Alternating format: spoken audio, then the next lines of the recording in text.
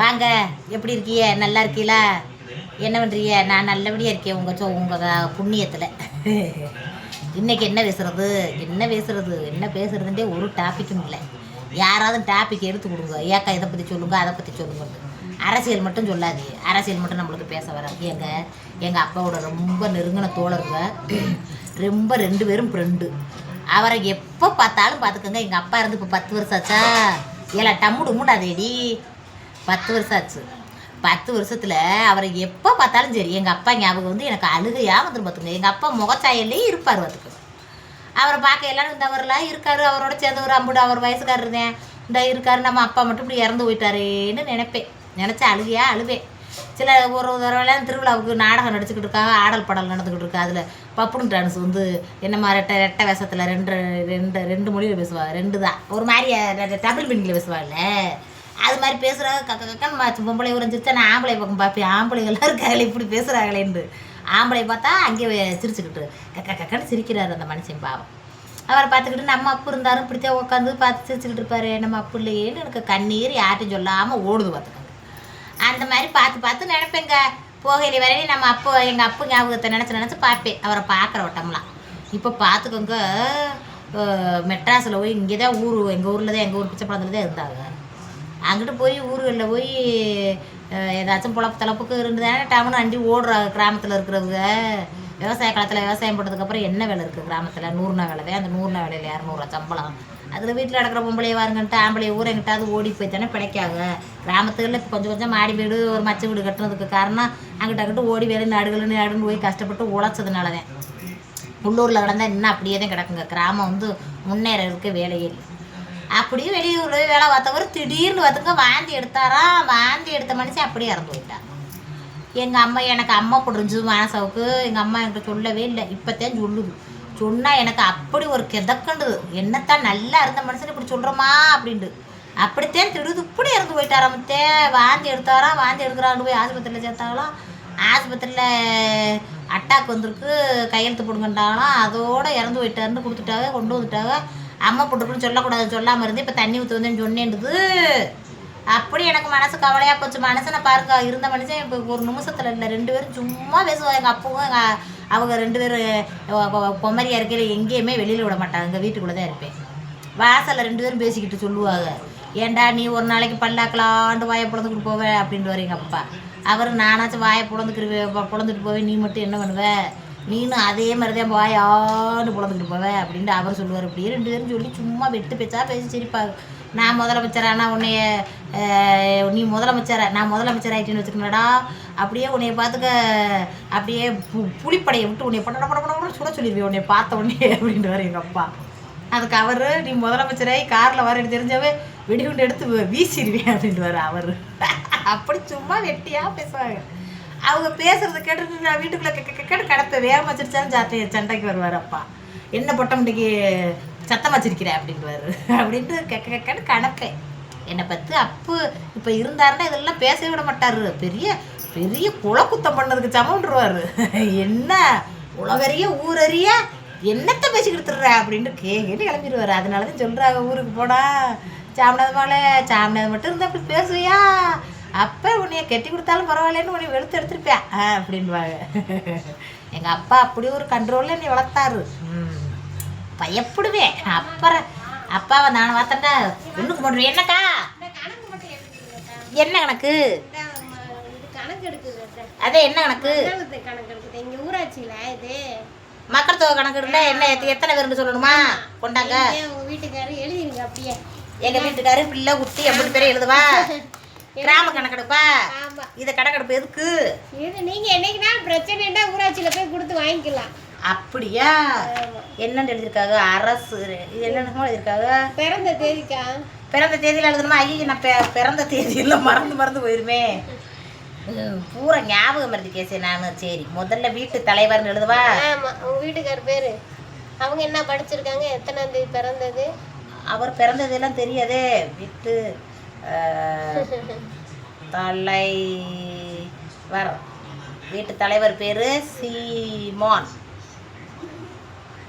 என் மகளுக்கு சிரிப்பை பாருங்க. அதானே தலைவி என்ன ஜாதி? நீங்க எங்க இருந்து வரீங்க? நான் பழைய ஸ்கூல். ஜாதி எழுதுனா ஜாதி இருக்கு, சும்மா எழுதிருங்க.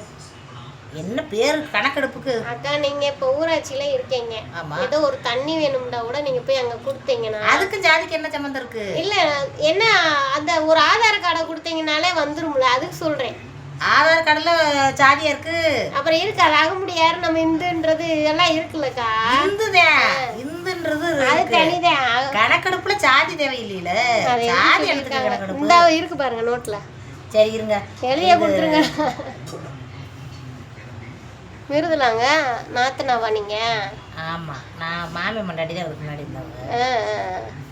பிள்ளைகள் பூரா அவங்களும் என்ன படிச்சிருக்குன்னு எழுதிருங்க, எந்த ஸ்கூல்ல படிக்கிறாங்கன்னு எழுதிருங்க.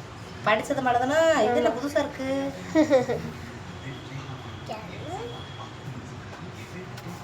எங்கதான் படிக்கிறீங்க நீங்க? பாளையம்பட்டி ஸ்கூலா? எங்க இருக்குது? ஆமா அங்கயா? சரி சரி சரி. அண்ணே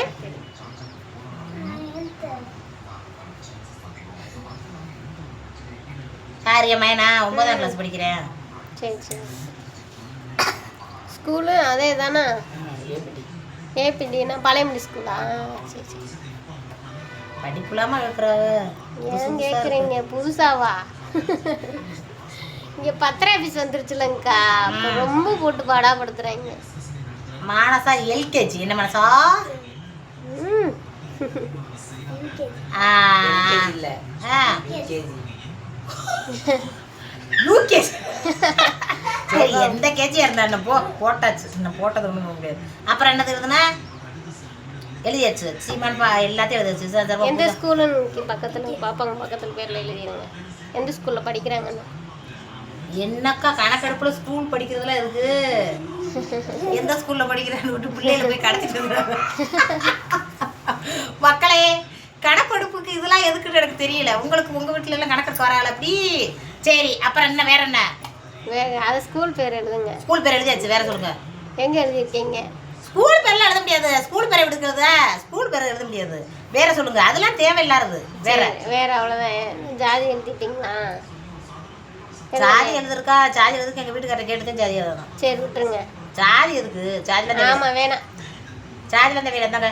இந்த கணக்கெடுப்பு எங்க குடும்பத்தோட கணக்கெடுப்பு நல்லபடியா போயிட்டு வாங்க. என்ன மாதிரி இருந்தாலும் கஷ்டமா இருந்தாலும் நஷ்டமா இருந்தாலும் கிராமத்துல வந்து பேசிக்கிறோம். மிச்சத்தை என்ன ஜாதி என்ன தேதியில பிறந்தா எங்க இருக்கோம் அப்படின்றத அங்கே வந்து பேசிக்கிறோம். ஏதாச்சும் கஷ்டமா இருக்கையில இப்போ எழுதியாச்சு, போயிட்டு வாங்க. தேதி எழுதுனீங்களா? எல்லாத்தையும் எழுதியாச்சு, போயிட்டு வாங்க. அப்படித்தேன் எனக்கு பிறந்ததுலாம் தெரியாது. எங்க வீட்டுக்கார கையில வாங்க காலையில. காலையிலயா? நான் ஸ்கூல் வேலைக்கு போயிருவேன். சரி அப்ப இருக்கிற வரைக்கும் தெரியாதுன்ட்டாண்டு இருக்கிற வரைக்கும் கொடுங்க. எங்க பாம்பு ரிஜெக்ட் பண்ணிட்டாண்டா அப்புறம் வாங்க.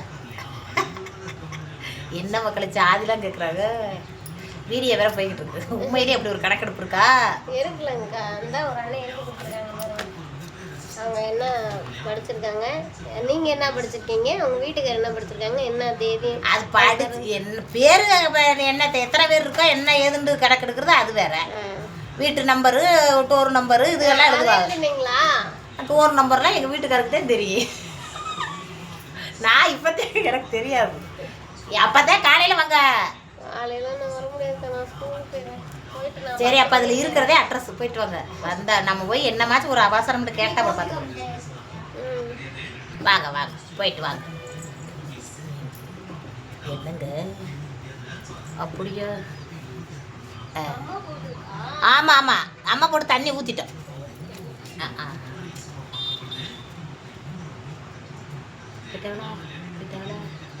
என்னங்க கணக்கெடுப்புக்கு சாதிலாம் கேட்குது. என்ன சாதியில் கணக்கெடுத்துட்டு போய் என்னன்னா எத்தனை சாதி பேர் இருக்காங்கடா? நான் எழுத மாட்டேன் அதெல்லாம். என்னங்க வீட்டில் எத்தனை பேர் அதை எழுதலாம். சாதி என்ன பிள்ளைய படிக்கிற ஸ்கூலு கூட எழுதணும்டா. பிள்ளைய படிக்கிற ஸ்கூலு இருக்குது. ஐயோ இது என்ன கொடுமையாக இருக்குது. எங்கள் வீட்டுக்காரத்து வந்து என்னத்தை கேட்காம என்ன கணக்கெடுப்பு எழுதுனேன் என்னை திட்டுவார். இப்படித்தேன் கூறுகட்ட குக்கர். ஆனால் வந்து பள்ளியோடத்து டீச்சர் தான், பயப்பட தேவையில்லை. வேறு அர்த்தம் மற்றவண்டாத்தே யோசிக்கணும். என்னங்க கணக்கெடுக்க வரான்னு நீங்கள் வாட்டு குட்டி வீட்டுக்குள்ளே வச்சுக்கிட்டு எழுதிட்டு உட்காந்துருக்காதியே, ஜாக்கிரதையாக இருக்கணும். இவங்க நம்ம டீச்சர், பள்ளி பால்வாடி டீச்சர், அதனால எனக்கு தெரியும். அதனால தான் சரின்ட்டு எழுதி கொடுத்தேன். இப்படி இல்லாமல் இருக்குது. எதுக்கு என்ன சாதி? சாதியே இல்லைங்க எனக்குலாம். என்ன சாதின்னு எனக்கு தெரியாது. ஒருத்தட்ட சொல்ல மாட்டேன். கேட்டாலும் பக்கா அக்கம் கேட்டாலும் என்னக்கா பேச்சுவார்த்தையை வச்சு கண்டுபிடிச்சிக்கோங்க அப்படின்னு. ஏன் சொன்னான்னா நம்மக்கிட்ட சொன்னான்னா அக்கம் பக்கம் சொல்கிறதுக்கு என்ன அப்படின்வாங்க. சொன்னாத்தான் பேசுவீங்களா, சொல்லலைன்னு பேச மாட்டீங்களா அப்படின்னு. எங்கள் அப்பா இருக்க சொல்லி கொடுத்தோன்னா எங்கள் அப்பா இருக்காது சொல்லி கொடுக்கலே வந்துட்டார் கணக்கு எடுக்க. எங்கள் அப்பா கணக்கு இல்லாமல் போயிட்டார். அப்படியே என்னத்தையோ பூமியில் இருக்க வரைக்கும் இருந்துட்டு சாக போகிறோம். என்னங்க என்ன சாதி என்ன மதம் என்ன இனம் இதெல்லாம் கேட்டு என்ன ஒன்று முஸ்லீம்காரங்க ஊரை இது இருக்கீங்களா, நோம்பு கஞ்சியை குடிங்க, நல்லபடியாக குடிச்சு நல்லபடியாக சாமியை கும்பிடுங்க, வடை கடையை போட்டுக்கிட்டு என்னத்தையும் வாங்க வருவாங்க. அதை கும்பிட்டுனால போடாமல் விட்டுட்டேன். நேற்று போய் போட்டேன், கொஞ்சம் பரவாயில்லாமல் போச்சு. இன்றைக்கி போய் போடணும். கொஞ்சம் நேரம் கிடக்கு, என் மையம் வரட்டும் ஜூனில் வந்து வந்ததுக்கப்புறம் ஃபோன் மட்டும் உட்காந்துக்கிட்டு இருக்கேன். சரி உங்கள்கிட்ட 2 வார்த்தை பேசி 2 வார்த்தை அதுக்கு இடையில இந்த அக்கா வந்துட்டாங்க.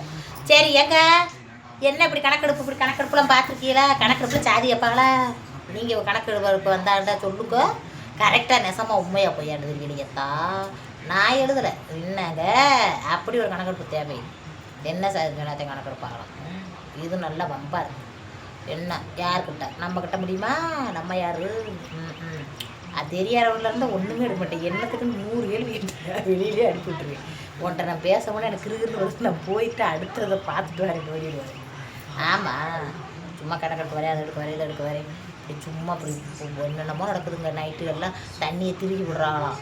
சரன்னு தண்ணி சவுண்டு அடிச்சுன்னா என்னென்னு எட்டி பார்ப்போங்களா, யாராக இருந்தாலும் எட்டி பார்த்தா கடத்தில் இருக்கிறவங்க புரிஞ்சு ஓடி போயிடுறாங்களாம். என்னென்னமோ நடக்குதான் நாட்டில். எங்கள் வீட்டுக்கார சொல்லுவார், அடியே நைட்டில் தண்ணி திறக்கிற சவுண்டு இருக்குது, பூனை உருட்டுற சவுண்டு இருக்குது, எங்கேயாவது போய் என்ன நடக்குது எட்டி பார்க்க போனால் கொண்டுட்டேன்.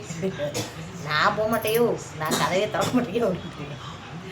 என்னங்க நாட்டில் என்னென்ன நடக்கணும் தலைவிதில் விதிச்சிருக்கா, அது ஒரு நடக்கும். என்ன நாட்டில் அங்கங்கே நடக்கிறது ஒரு நடந்துக்கிட்டே தான் இருக்குது. நம்ம வதியில் என்ன எழுதப்பட்டிருக்கோ அதே. நல்ல மனசில் இருந்தோம்னா கடவுள் நம்மளுக்கு நல்ல வழிபடணும். திக்கற்றவருக்கு தெய்வமே துணைன்னு ஏன் சொல்லி வச்சுருக்காங்க. தெய்வம் தான் துணை நிற்கணும்.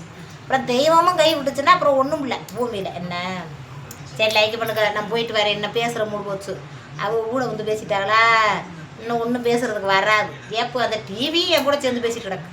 சரி லைக் பண்ணுங்க, நான் போகிறேன். போய் வடையை போய் போட்டு வரேன். போய் போட்டுட்டு வடைக்கடை எடுத்து வீடியோவை போடுறேன். லாங் வீடியோவை ரொம்ப நாள் ஆச்சு வடைக்கடை எடுத்து போட்டுன்னே அதை எடுத்து போடுறேன். நானே போய் வடைக்கடை 1 வாரம் சென்று போனது என்னமோ மாதிரி கிடந்துச்சு. நான் போட்டு க்ளீன் பண்ணி எடுத்து தொடச்சி கிடச்சி இப்படி கடையை ஆரம்பித்தோம். நாளைக்கு ஆத்தா ஊர்லேருந்து வருது, வந்துச்சுன்னா அப்படியே அதை கொஞ்சம் வீட்டுகளை பார்த்துக்க சொல்லிட்டு கொஞ்சம் வெள்ளனே கிளம்பிடுவேன் நாளைக்கெலாம். சரி போயிட்டு வருமா. லைக் பண்ணுங்க தக்கலாம். இன்னும் ஒன்றும் பேசுகிறதுக்கு ஒன்றும் இல்லை. ஊட வந்து குழப்பி விட்டாங்க. பேசுகிறதுக்கு ஒன்றும் வராது. அப்புறம் என் மனசில் கண்டதைத்தான் பேசுவேன். யோசனை பண்ணிக்கிட்டுலாம் வந்து பேச மாட்டேன். மனசில் என்ன இருக்கோ அதை பேசிட்டு ஓடிடுவேன். அப்படி பேசணுன்னு பார்த்தா இந்த அக்கௌண்ட்டாவில் வந்த வீட்டை பேசணும்ல. சரி லைக் பண்ணுங்க.